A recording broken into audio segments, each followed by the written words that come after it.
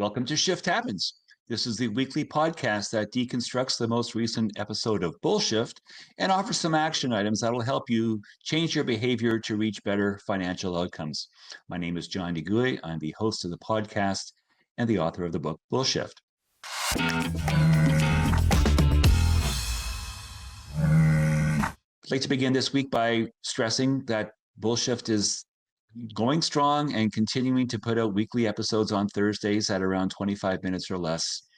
And Shift Happens is the newly branded Monday episode that comes out 4 days later, where you can spend the weekend thinking about what you just learned on Bullshift and then learn a bit more about what you could actually do to change your behavior to get better outcomes with some specific tangible outcomes. The idea here is, if you want to just listen to Bullshift on Thursdays, you can do that and learn from industry thought leaders about how the financial services industry works.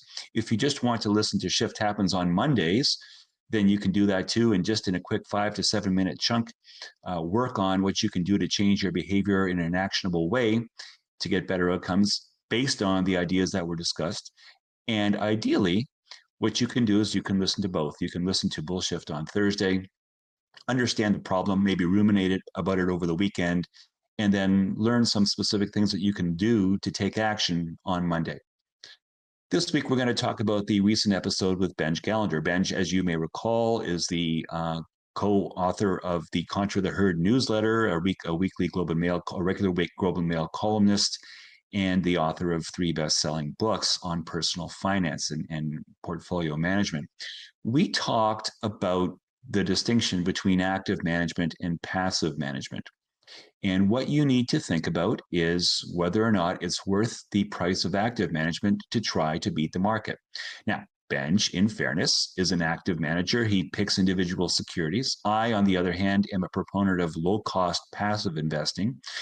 And the research that I will point you to as an action item that you can take away if you want to learn a bit more is something put out by a Nobel Prize winner, a guy by the name of William F. Sharpe, called The Arithmetic of Active Management.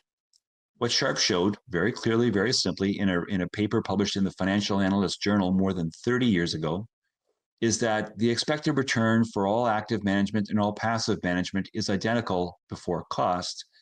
But since active management costs more, the average passive manager will outperform the average active manager. Here's the way that you can look at it. Let's say a benchmark performs at an 8% rate of return. And you can buy an ETF that tracks that benchmark for 20 basis points. So your expected rate of return will be the rate of the benchmark at 8% minus the cost of the product, 20 basis points, leaving you with an expected return of 7.8% over whatever time horizon you're talking about. If, on the other hand, you've got an active manager or a series of active managers, perhaps a few hundred of them, with an average management expense ratio of 1.2% on their F-class actively managed funds, then those funds will, in aggregate, get the same return because they're using the same benchmark. A way of thinking of it, the benchmark is nothing more than the sum of all active and passive managers. If the passive managers get the return of the benchmark before cost, it stands to reason that the active managers will get the return of the benchmark before costs in aggregate. There will always be exceptions in both directions, but in aggregate, they'll get the same 8% before costs. But because their costs are 1.2% instead of 0.2%, the 1% higher cost will lead you to a 1% lower return, all else being equal, over a long time horizon. Again, there are exceptions in both directions, but I would invite you to consult The Arithmetic of Active Management from the Financial Analyst Journal by William F. Sharpe to learn more about whether or not you would rather be investing using active strategies, passive strategies, or perhaps some combination of the two. See you next week. John DeGuy is a portfolio manager in Toronto and the author of the book Bullshift: How Optimism Bias Threatens Your Finances. Bullshift is available online and in bookstores everywhere.